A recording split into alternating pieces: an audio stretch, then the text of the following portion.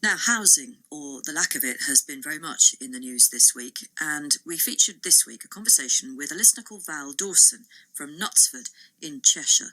She styles herself the lady in the lodge. Now, this may not be a solution for everybody, but it's the solution she's come to, and so far it's working well for her. She is living in a shed, it has to be said a pretty posh one, in her son's back garden, and she couldn't be happier in what she calls her 28 square metre haven. She told me how, at the age of 78, she came to be living in a cabin in her son's backyard. I'd been renting for over 15 years, and although I was aware when the rent was going up, it was every 3 years, and I was very happy there. But there comes a time when you're as old as I am, you have to start looking at finances again and thinking, well, there may be some other way.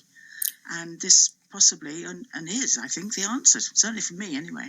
Living with your son in their house, was that ever a possibility? No, absolutely not. Certainly, no. I have 4 teenage grandchildren as well, the occasional foster child. So, no, there wouldn't have been room for that, although they've got a nice extended and enlarged 5-bed house. But there wouldn't have possibly been room, which is why my son suggested this cabin in the garden. Yes, I mean, it's not actually just a question of the lack of room. It's a different dynamic altogether, isn't it? Oh, totally. But the way it's worked, and I think we did think of this fairly carefully, and I'm sure they did, possibly without discussing it with me either, that I have my own exit. I have my own entrance and exit at the back of their house, which they rarely use.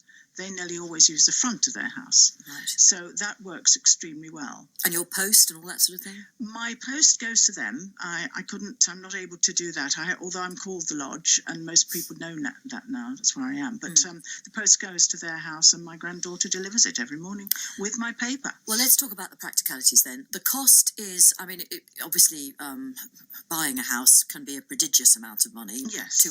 200,000, I think, Good Lord, yes. Or more. You get a very nice lodge for that. Well, yeah, in your particular part of leafy Cheshire, property is not cheap, no, to say the least. Not at all. So the cost of your lodge would be what? I mean, we've looked on a website, and there were figures of 30,000, 50,000. Yeah, so round about 50, I would say that I haven't actually done the sums yet, to be quite honest. I've only been in there 3 months, but there's still bits of work to be done. But around that figure, yes, well under 100,000 anyway. Right, you can get a very nice lodge. Right, but still not cheap. It has to be said. Not particularly, no. No, quite. and plumbing. Plumbing, well, what happened was the very, very good company who built this for me came up and did it up to first fix, I believe the technical term is. And then I got local electrician, plumbers and plasterers in to finish it off, basically.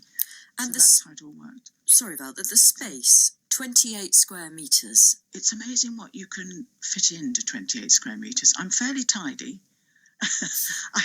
And I'm used to living in a small space as well, and I like holidays in tiny cottages and things, and I've been to Centre Park, so I know what you can do. I know what you can do with the inside of a log cabin, and they can be made to be very warm and cosy.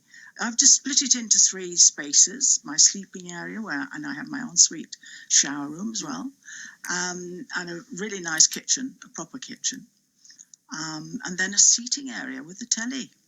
Do you know, and it's not bad, Jane. No, when you're 78.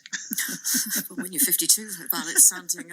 I mean, and the whole downsizing thing, did you have to chuck out a lot of stuff, and how difficult was that? Only a small amount, I have to say. As an ex-army wife, I'm used to throwing stuff away and packing up and moving a lot, and therefore had not acquired a great deal of stuff. So I did sell a bit on eBay and got rid of bigger items that obviously weren't going to fit in. But I've managed to fit in all the other stuff, which I'm quite pleased with, really. And I've done a lot of upcycling and recycling and distressing and all that, repainting, and it's not bad. Now, I know that you're very fit and you're very active, but when you were talking about renting and you realised that the finances were getting a little bit tight, there must have been a certain amount of vulnerability around that.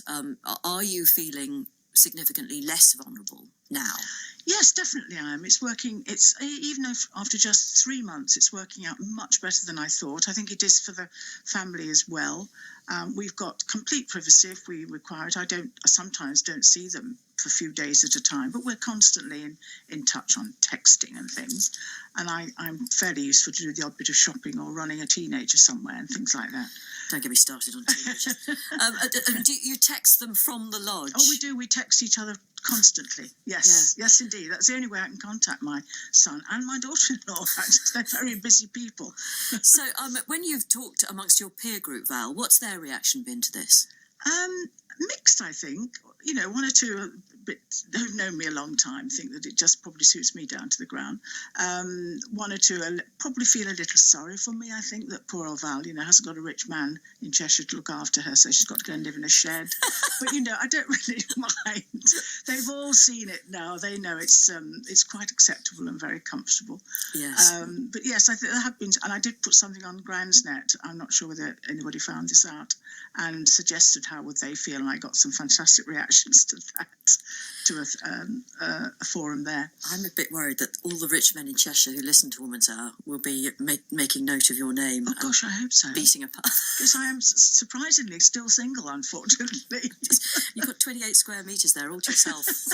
Now there's a problem, isn't it? Hadn't thought about gentlemen callers. Nobody's ever suggested that.